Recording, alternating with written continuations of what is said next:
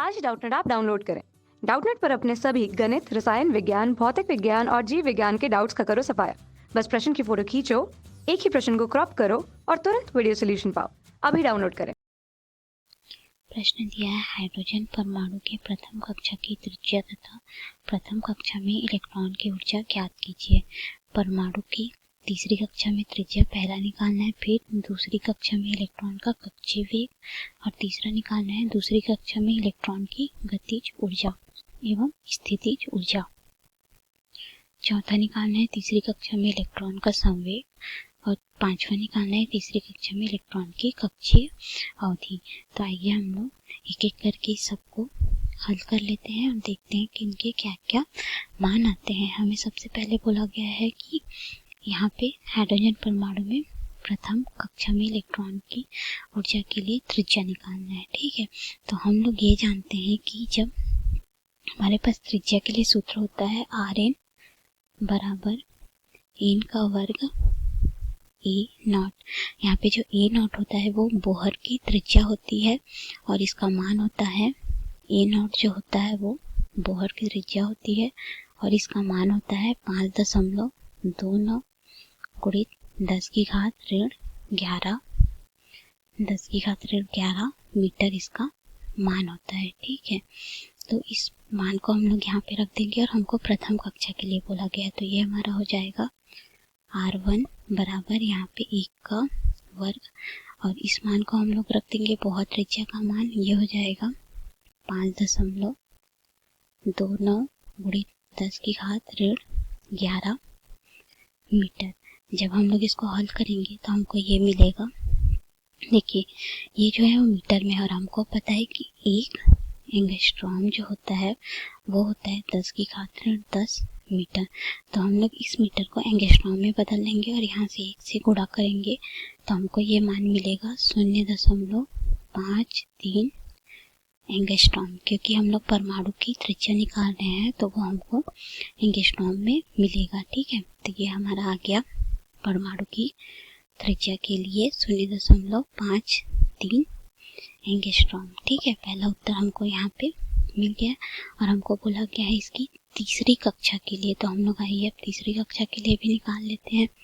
तो तीसरी कक्षा के लिए क्या हो जाएगा, n बराबर 3 रख देंगे तो ये हो जाएगा R3 बराबर 3 का वर्ग गुणित ए नॉट, और ए नॉट का मान हमको यहाँ से पता है। अब हम लोग यहाँ पे सबका मान रख लेंगे, ये हो जाएगा 9 गुणित 0.53 एंगस्ट्रॉम। ठीक है, ये हमारा हो जाएगा 4.77 एंगस्ट्रॉम। हमको तीसरी कक्षा के लिए यहाँ पे मान मिल गया। R3 का जो मान है वो हमको मिल गया है 4.77 एंगस्ट्रॉम। ठीक है, आइए अब हम लोग इसको आगे देखते हैं। हमसे दूसरे में पूछा जा रहा है यहाँ पे दूसरी कक्षा में इलेक्ट्रॉन का कक्षीय वेग, तो हम लोग उसको निकाल लेते हैं।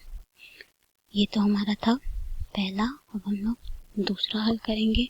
हमको यहाँ पे पूछा जा रहा है कि कक्षा में दूसरी कक्षा में इलेक्ट्रॉन का कक्षीय वेग। ठीक है, तो हम लोग कक्षीय वेग के लिए सूत्र जानते हैं Vn बराबर ये होता है C 137 गुणित 1/n।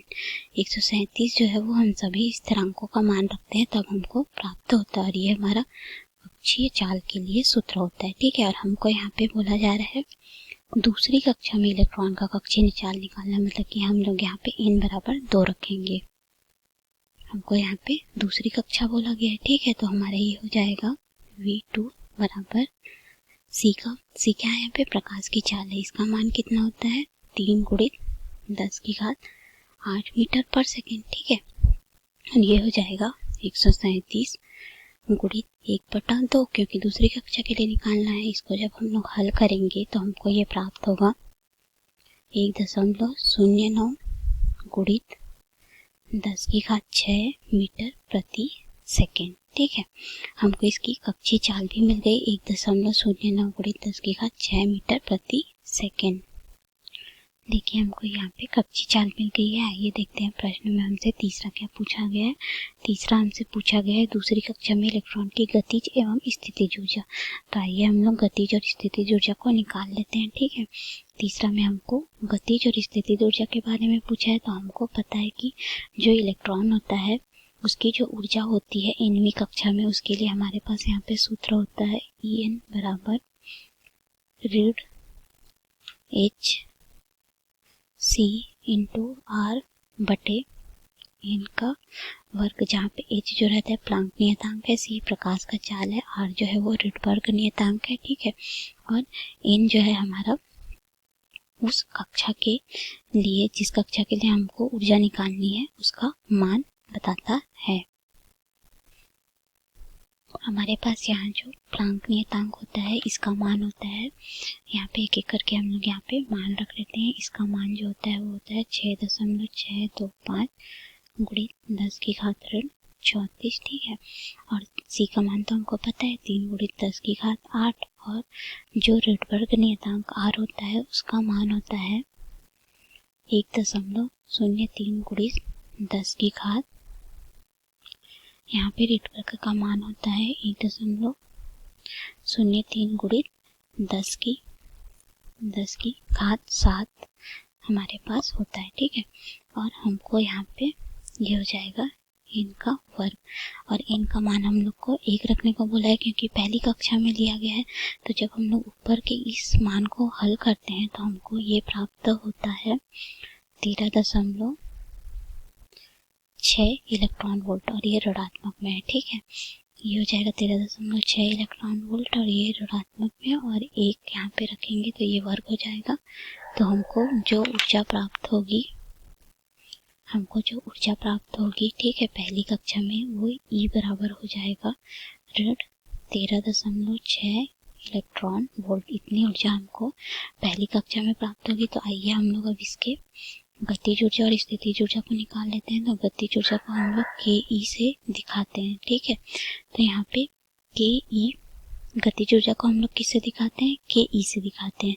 तो KE का मान हम लोग को यहाँ पे निकालना है।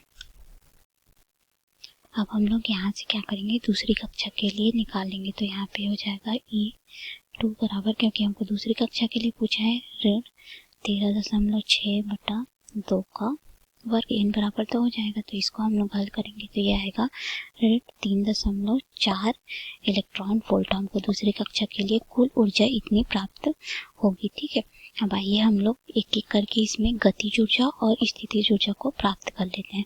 तो हम लोग गतिज ऊर्जा को यहाँ पे KE से दिखाते हैं। ठीक है, और KE का मान हो जाता है ऋण E2, क्योंकि हमको दूसरी कक्षा में पूछा गया है। ठीक, तो यहाँ पे हम लोग इस E का मान रख देंगे, E2 का मान, तो ये ऋण और ऋण 3.4 इलेक्ट्रॉन वोल्ट। ठीक है, ऋण और ऋण मिलके हो जाएंगे धन, तो गतिज ऊर्जा हमको यहाँ से प्राप्त हो जाएगी धनात्मक में 3.4। ठीक है, 3.4 हम लोग को इलेक्ट्रॉन वोल्ट में प्राप्त होगा गतिज ऊर्जा। अब हम लोग बात कर लेते हैं स्थितिज ऊर्जा की। तो स्थितिज ऊर्जा को हम लोग U से दिखाते हैं। ठीक है, और U का जो मान होता है वो 2E के बराबर होता है। दूसरी कक्षा के लिए 2E2 होता है। गतिज ऊर्जा का 2 गुना होता है स्थितिज ऊर्जा। ठीक है, तो यहाँ पे मान रख लेते हैं 2 गुणित, यहाँ पे E का मान कितना था, ऋण 3.4। ठीक है, तो हमको जो स्थितिज ऊर्जा प्राप्त होगी वो कितना हो जाएगा, U बराबर ऋण 6.8 इलेक्ट्रॉन वोल्ट हमको प्राप्त होगा।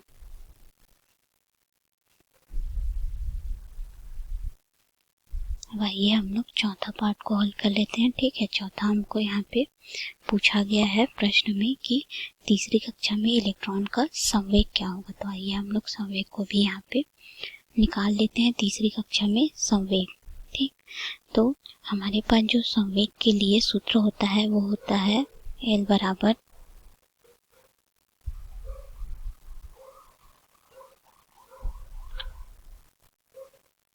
हमें तीसरी कक्षा में कोणीय संवेग निकालना है। ठीक है, तो कोणीय संवेग के लिए सूत्र होता है L बराबर, यहाँ पे हो जाएगा NH/2 पाई, क्योंकि परमाणु में जो कोणीय संवेग होता है वो h/2 का पूर्ण गुणज होता है। ठीक है, हमको यहाँ पे तीसरी कक्षा में बोला गया, तो n का मान हम लोग यहाँ पे 3 रख देंगे, तो ये हो जाएगा L3 बराबर 3 गुणित, हम लोगों ने अभी अभी देखा जो प्लांक नियतांक h जो है प्लांक नियतांक है उसका मान रख लेते हैं 6.625 गुणित 10 की घात ऋण 34, ठीक है, बटा यहाँ पे 2 गुणित पाई का मान होता है 3.14।